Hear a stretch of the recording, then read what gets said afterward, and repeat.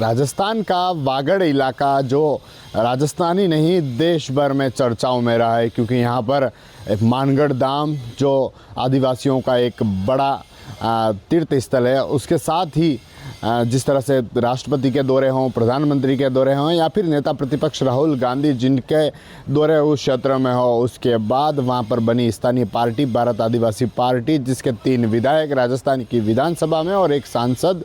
जो देश में उस क्षेत्र का वर्चस्व करता है, तो कहीं न कहीं उस क्षेत्र के लिए चर्चा बन चुकी है। एक तरफ बीजेपी कांग्रेस के लिए बड़ी मुश्किलें पैदा करने वाली भारत आदिवासी पार्टी के लिए, क्योंकि अब राष्ट्रपति का कार्यक्रम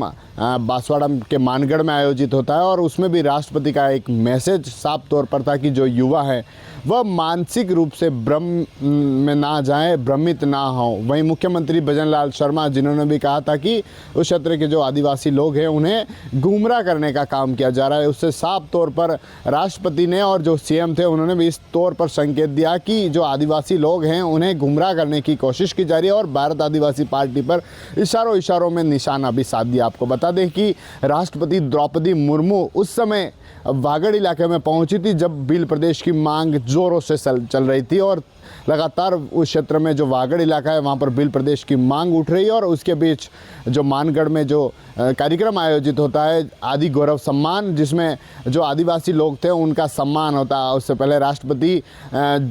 जहाँ मानगढ़ धाम है वहाँ पर आहुति देती है और उसमें जो शहीद हुए थे उनको आहुति दी जाती है, उनको नमन किया जाता है और उस मानगढ़ धाम को एक आदिवासियों के लिए बताया जाता है किस तरह आदिवासी शहीद हुए थे उसको बचाने के लिए। लेकिन जिस तरह से उस क्षेत्र में बनी भारत आदिवासी पार्टी जिसने बीजेपी और कांग्रेस के लिए मुश्किलें खड़ी कर दी और वहाँ पर जो कार्यक्रम आयोजित हुआ राष्ट्रपति का, क्योंकि साफ तौर पर एक संकेत था बीजेपी की ओर से कि बीजेपी ने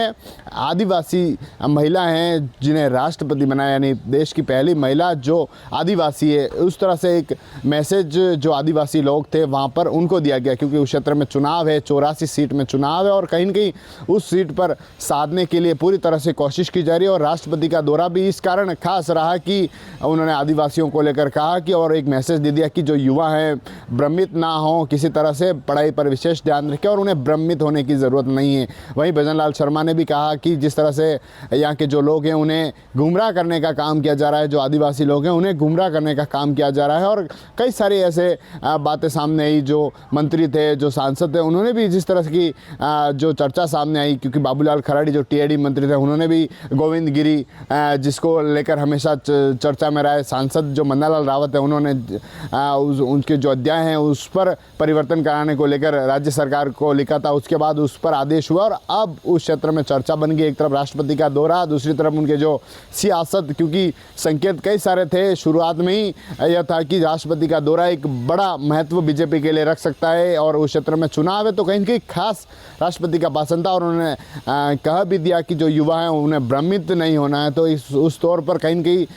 साफ तौर पर मैसेज देखने को मिल सकता है कि एक बड़ा मैसेज जो है राष्ट्रपति ने जो आदिवासी लोग हैं उनको दिया है और एक मैसेज मुख्यमंत्री ने भी कहा है। अब उस क्षेत्र में भी चर्चा है, राष्ट्रपति के भाषण को लेकर चर्चा और उनके दौरे को लेकर चर्चा बनी हुई है। अब राजकुमार रोत का गढ़ और उसमें राष्ट्रपति और भजनलाल सहित सभा होती है और सभा में जिस तरह के चर्चा देखने को मिल रही है। TV9 के लिए राजेश डांगी।